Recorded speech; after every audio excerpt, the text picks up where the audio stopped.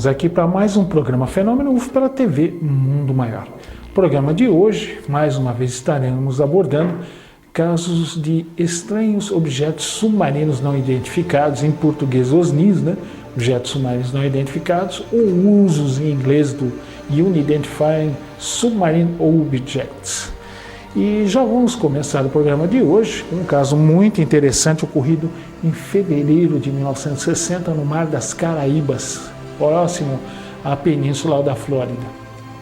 Lá por várias semanas em seguida, pescadores, pessoas em barcos privados e iates começaram a narrar o avistamento de estranhos objetos submarinos de cor cinzenta.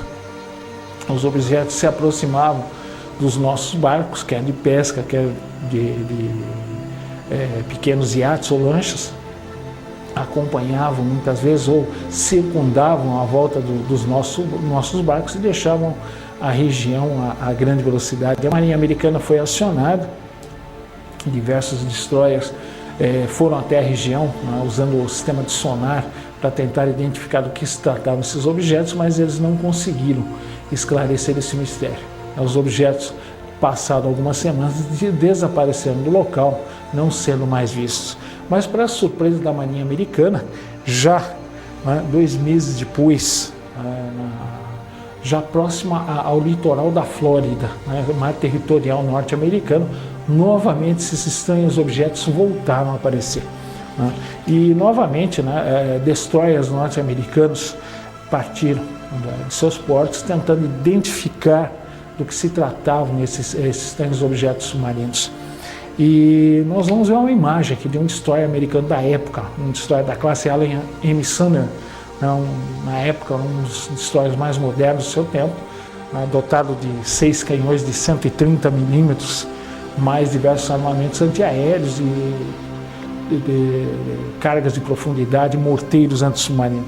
Fato é que esses destroyers dispararam uma grande carga quantidade de cargas de profundidade de morteiros na região. E num desses episódios, os navios da Marinha Americana identificaram um estranho objeto que estava a mais de 100 metros de profundidade, parado no leito oceânico. Não se tratava de nenhum submarino, porque naquela época os submarinos não tinham uma capacidade de mergulho muito profundo. Hoje, mesmo nos dias de hoje, um submarino convencional não nuclear chega na faixa de 300 a 400 metros. Alguns submarinos nucleares dizem que os alfa soviéticos chegam a 1000 metros de profundidade, mas isso são submarinos atuais. Naquela época, eram poucos os submarinos que excediam 100 metros de profundidade. E mesmo sendo atacado por vários destroyers, aquele objeto permaneceu calmamente parado no fundo do leito oceânico. Os navios, após esgotarem o seu estoque de armas antissubmarino, acabaram voltando ao porto sem poder esclarecer do que se tratava o mistério. Um outro caso interessante também ocorreu próximo ao porto de Seattle, no mês de março de 1960. Nós sabemos que o porto de Nova York é um porto extremamente movimentado. E diversos barcos que sigam ali no porto, pequenos barcos rebocadores que auxiliam os navios maiores no momento da atracação, e próprios navios maiores começaram a ver nas proximidades do porto de Nova York novamente aqueles misteriosos objetos, sempre na cor cinzento escuro. E um desses objetos estava semi-emerso. Quando o petroleiro Al-Qaeda se aproximava do porto, houve uma forte colisão do petroleiro com esse objeto submarino não identificado. Ao que parece, o objeto não sofreu nenhuma avaria. No entanto, o casco do petroleiro ficou fortemente amassado. Um grande pedaço do casco abaixo da linha d'água mostrava a marca do impacto com aquele estranho objeto. Detalhe, quando nós estamos falando em casco de navio, principalmente petroleiros de grande porte, a chapa de aço que compõe o casco vai de 2,5 cm a 5 centímetros de espessura. Portanto, é uma chapa grossa, e foi amassada com extrema facilidade. Se fosse um submarino nosso, provavelmente ele teria sofrido avarias de monta suficiente para afundar. Nesse caso, o objeto mostrou que era feito de um material muito mais resistente que uma chapa de aço de 2,5 a 5 centímetros de espessura de um petroleiro. Vários desses submarinos continuaram, continuaram sendo vistos por vários dias nas proximidades do porto de Nova York. né? Outro detalhe curioso também ocorreu no porto de Seattle, no norte dos Estados Unidos, e um estranho objeto articulado foi visto navegando pelas imediações do porto. Diversos barcos patrulha e destroyers da Marinha Americana novamente saíram ao encalço desse estranho objeto, mas novamente não conseguiram sequer se aproximar dele devido à diferença de velocidade. A gente não pode esquecer de esclarecer o seguinte, para quem não conhece, um destroyer normalmente navega na faixa de 30 a 35 nós. Né? E o que seria um nós? Na realidade é o plural de uma medida de velocidade no mar. Um nó equivale a 1 milha náutica. 1 milha náutica, 1.850 metros. 30 nós, né, equivale a 55 km por hora. 35 nós acima de 64 km por hora. São navios bem rápidos, mas, no entanto, eles jamais conseguiram se aproximar desse estranho objeto que circundou o porto de Seattle, no norte dos Estados Unidos, no estado de Washington, para ser mais preciso. Um outro caso, poucas semanas depois, ocorreu no porto de Sydney, na Austrália. Novamente, esses objetos chegaram muito próximos ao porto, foram observados por diversos navios de grande porte que entravam e saíam de Sydney. Lanchas esportivas ou iates também relataram o avistamento desse estranho objeto cinzento escuro. Um outro detalhe que eu estava esquecendo de comentar é que normalmente esses objetos são no formato cilíndrico. É mais ou menos como um charuto, só que ele não possui hélices, nenhum sistema de controle, não existem lemes que nem nos nossos submarinos, que é em formato de cruz nos submarinos atuais. Antigamente era como um navio, né? O leme ficava na parte inferior do submarino. Esses objetos não têm nenhum tipo de superfície de controle. Também não possuem aquela torre. Todo submarino, né, mesmo os mais antigos, possuem uma torre, né, onde está o periscópio, diversos equipamentos do submarino, né, ficam nessa torre, que também é chamado de vela, na linguagem dos submarinistas, vela ou falsa torreta. Ali fica o periscópio, o snorkel. Nos submarinos atuais é um sistema que permite a troca, né, de ar dentro do submarino não nuclear. O submarino põe a torre para fora de água e esse dispositivo, né, para haver a ventilação dentro do barco e possibilitar acionar os motores diesel para carregar as baterias. Já o submarino nuclear, né, como possui reator atômico, não é necessário esse tipo de operação. Né. Então, esses engenhos não possuem nenhum desses artefatos, mostrando claramente que não são objetos fabricados pelo homem. Nós vamos para o nosso quiz de hoje. Né, e o nosso quiz de hoje é de um caso que nós já relatamos aqui, o caso Maria Sintra, ocorrido em Linz, em 1968. E essa senhora que trabalhava ali no local, né, era um prédio. Que instalação ocupava aquele prédio? Uma escola, alternativa A, uma loja B ou um hospital C? Estaremos dando a resposta no nosso último bloco. Voltamos já para a segunda parte do programa de hoje de estranhos objetos submarinos. Então, até já.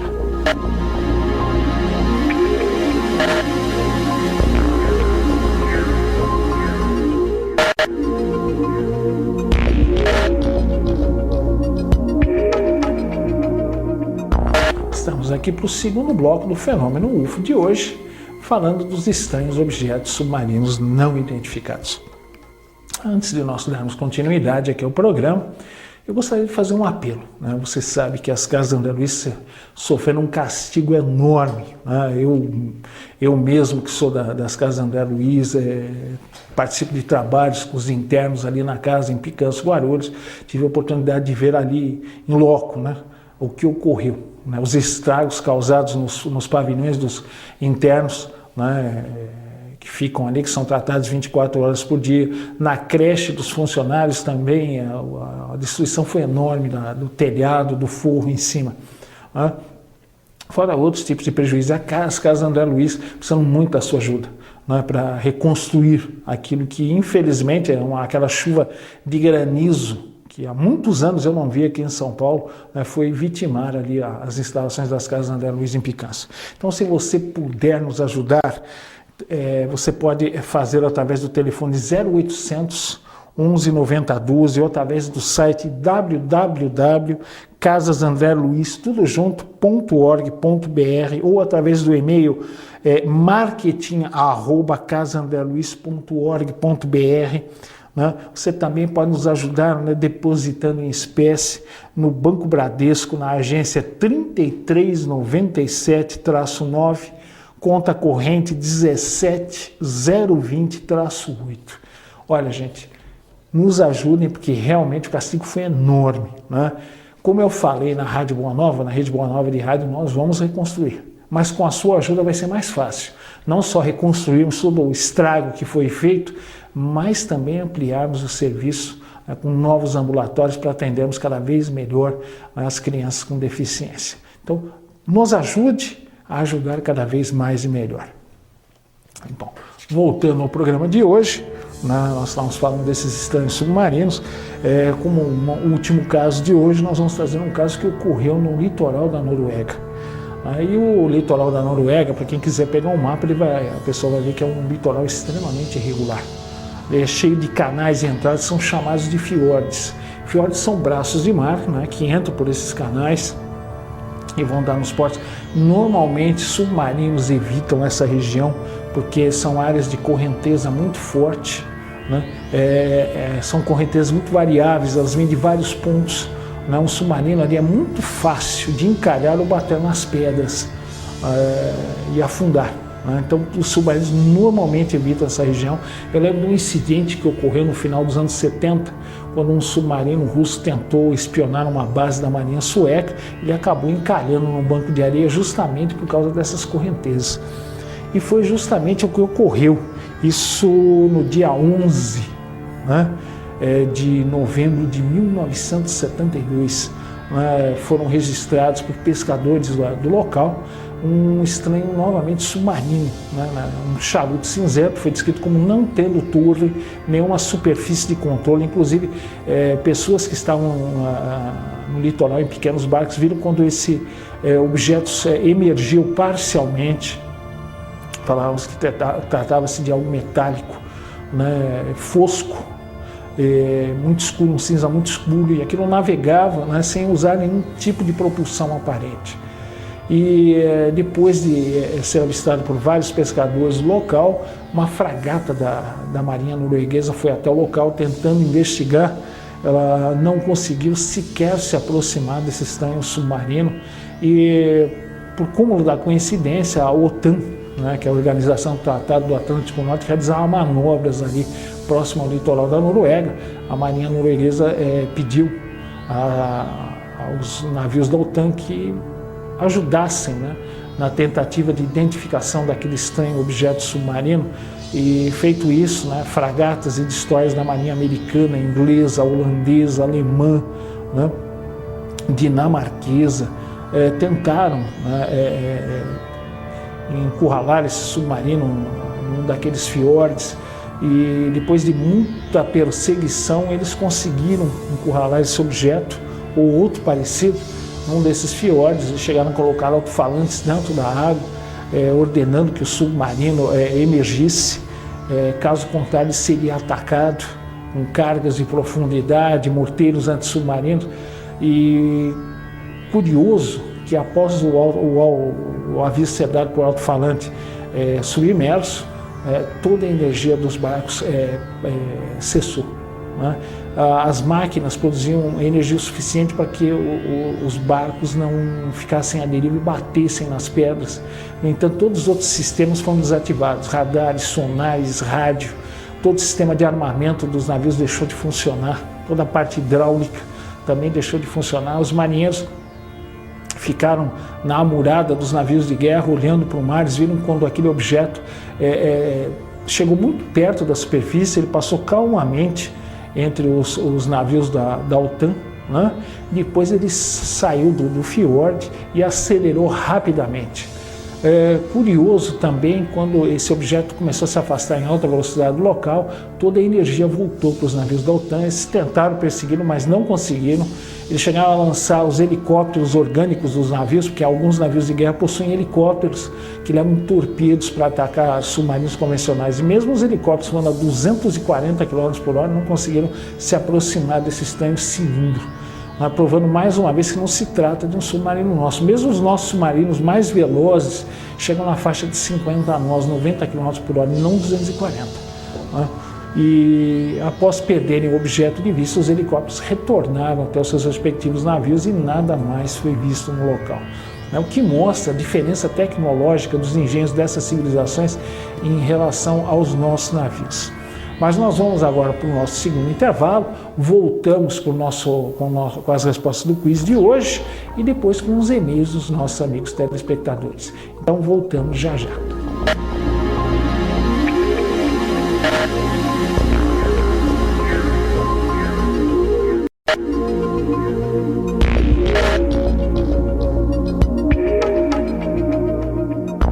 Estamos aqui para o último bloco, Fenômeno UFO de hoje. E vamos para a resposta do quiz de hoje. A pergunta era, o caso ocorrido na cidade de Nice em 1968, com uma senhora de nome Maria José Sintra, ela estava no seu trabalho, num prédio, quando ela avistou um estranho objeto. Ela não só avistou, mas como a entidade extraterrestre, no caso uma mulher, veio lhe pedir água, porque no seu local de trabalho havia uma fonte de água natural, água mineral. E a entidade, uma mulher, pediu a água. E a Maria Sintra só foi ter noção que era um ser de um outro mundo quando ela acompanhou até a porta e a mulher, andando ali entre o estacionamento, entrou dentro de uma nave que se iluminou toda, decolou, se afastou a uma altíssima velocidade, deixando a Maria Sintra em estado de choque. E esse prédio onde ela trabalhava era que tipo de instalação? Uma escola, uma loja ou um hospital? A alternativa é C. Era um hospital e a Maria Sintra era uma funcionária desse hospital. Ela foi encontrada horas depois, inconsciente, devido ao susto que ela tomara com aquele contato. Foi na madrugada, na realidade, quando ocorreu o caso Maria Sintra. Bom, para encerrar a respeito dos objetos submarinos não identificados, hoje nós conhecemos uma nova tecnologia que permite que objetos nossos ou submarinos nossos naveguem sem o uso de propulsão convencional, ou seja, hélices. Chama-se propulsão magneto-hidrodinâmica. Ela usa a interação com o campo eletromagnético terrestre para que o objeto navegue. Já foram feitos diversos protótipos, são cilindros normalmente, nós ainda usamos a superfície de controle atrás, lemes, vertical, para o objeto virar à direita, à esquerda ou horizontais para ele mergulhar ou subir, mas sem hélice. Embora os nossos ainda naveguem a uma velocidade ainda muito baixa, mas já mostra que o que os objetos voadores não identificados conseguem é absolutamente real, no caso também os submarinos. Porque muitas vezes os UFOs adentram o mar, ele vem, entra na nossa atmosfera e entra no oceano ou sai do oceano, como a minha esposa e eu já tivemos a oportunidade de ver, ele sair ali da praia da Baía do Guaraú, em Piruíbe, e ir em direção ao espaço. Então é difícil a gente chamar de uso OVNI, porque normalmente as naves extraterrestres conseguem tanto singrar o espaço, a nossa atmosfera, como também os nossos oceanos. Mas o fato é que não é fantasia, Nós já temos alguns engenhos, embora muito primitivos, que se utilizam do eletromagnetismo para navegar nos nossos oceanos. O que prova também que nós temos instalações não terrestres nos leitos oceânicos. Um filme muito interessante que trata disso já há alguns anos, eu acho que foi na década de 80, existe um filme que aborda esse assunto, objetos submarinos não identificados em uma base submarina. O nome do filme é O Enigma do Abismo. Passa de vez em quando aí nas TVs a cabo, não sei se pode ser encontrado em DVD, mas o fato é que é um filme que trata disso. O nome do filme, para quem quiser conferir, é O Enigma do Abismo. Bom, nós vamos aos e-mails dos nossos amigos aqui, e o primeiro e-mail aqui é do meu amigo Anderson Santos, de Itumbira, Goiás. Ele disse que tem 16 anos, é gostoso quando nós vemos um jovem se interessar pelo assunto, E ele disse que já avistou vários pontos luminosos no céu em várias ocasiões, mas o que intrigou o nosso amigo Anderson aqui é que por 2 vezes ele viu um ponto luminoso no céu, mas era de um tamanho médio, estava junto da sua mãe, seu pai e seu irmão e alguns amigos na porta da casa, quando essa luz foi aumentando até depois desaparecer bruscamente. Nós vimos isso por 2 dias consecutivos. O que poderia ser isso? Então vamos por eliminação, viu, Anderson? Se fosse um satélite, né? O satélite é uma luzinha no céu, mas muito alta, tá? Ela vai seguir uma trajetória retilínea, normalmente de leste para oeste, é o mais comum, nada impede que seja o contrário. Órbitas polares também ocorrem, norte-sul. Tá? Como é que você vai saber se é um satélite? Primeiro, nós estamos entrando em horário de verão, estamos adiantando o relógio. Portanto, enquanto houver luz, mais ou menos luz de dia, até umas 8, 9 horas da noite, tá? Pode ser um satélite. Né? Porque apesar de estar escuro aqui na superfície da Terra, nas altas camadas da atmosfera ainda existe luz solar. Então, o satélite, como possui aqueles painéis que convertem a energia solar em energia elétrica, esses painéis são muito brilhantes. Então, o satélite reflete intensamente a luz solar. Então, se for até esse horário, uma trajetória retilínea, leste-oeste ou norte-sul, tá? Detalhe, sempre no mesmo horário. Então, se você avistar essa luz nessa trajetória às 8 horas, 9 horas da noite, é um satélite, tá? Se houver variação ou essa luz não aparecer no dia seguinte, não é mais um satélite, viu, Anderson? Outro detalhe, a partir da penumbra, né, na alta atmosfera da Terra, quando a Terra não recebe mais luz nem na superfície aqui, nem nas camadas altas da atmosfera, então um satélite não reflete mais luz, então ele não é mais visível. Então, passando desse horário, se for horário de inverno, mais cedo, até umas 20 horas mais ou menos. Horário de verão até umas 21. Passou desse horário, você vê um ponto luminoso no céu, muito provavelmente também não é um satélite. Tá? Precisa ver se não é um avião, aí precisa ver se tem aquelas luzes de navegação, o avião tem, né, na parte de cima, no leme vertical, no topo da fuselagem, embaixo na fuselagem, na proa, na parte de trás do avião, nas pontas das asas, no lado esquerdo. Né? Normalmente é verde, do lado direito vermelho, né? É um verde azulado, né? Ou se na tua região o avião estiver em pouso, você vai ver aquelas luzes fortes, aí você vai ouvir o ruído, você vai ver a luz na cabine de passageiros, que também pode ser visto, para você ver que se trata de um avião. Tá? Agora, pelas manobras que você descreve aqui, não dá para a gente ter uma noção muito clara. Você não fala se houve algum tipo de ruído ou não, você fala de uma luz que se aproxima e depois some. Que velocidade vinha essa luz, isso é muito importante, viu, o Anderson? Tá? Saber se não se tratava de um balão também, a luz era constante desse objeto, então faltou muitos dados. Se você puder entrar em contato conosco novamente, viu, Anderson, trazendo esses dados, a velocidade, luminosidade contínua ou não, mais de uma luz, foi ouvido algum tipo de ruído, isso facilita muito na hora de uma análise, de um depoimento, tá bom, Anderson? No momento eu não posso te dizer que seja um avião ou não. Tá? Não posso afirmar nem negar aquilo que você viu aqui. Existe a possibilidade de ser um UFO? Existe, mas eu não posso confirmar sem maiores detalhes. Tá bom, meu amigo? Então, queria agradecer pelo seu e-mail aqui, a confiança no programa. Nós estamos encerrando por hoje, então queria agradecer com muito carinho a audiência, né? Nós temos tido a repercussão do programa está sendo ótima, então agradeço a vocês são a razão da nossa existência. Então, muito obrigado também pelo carinho, pelos e-mails, é importantíssima a participação de vocês com dúvidas, sugestões, críticas. Só assim a TV Mundo Maior cresce, o programa Fenômeno UFO, todos os programas aqui da TV vão crescer e melhorar cada vez mais, com a participação de vocês. Seja participativo em tudo na vida, você só vai ajudar e se ajudar também. Melhores programações de nível você vai ter para assistir. Então, se você quiser entrar em contato aqui conosco, é muito fácil. É fenomenofo@tvmundomaior.com.br. Sua participação para nós é importantíssima. Queria desejar uma ótima semana a todos, um beijo no coração e até nosso próximo encontro. Semana que vem com mais um Fenômeno UFO aqui para a TV Mundo Maior. Boa semana para vocês e até lá.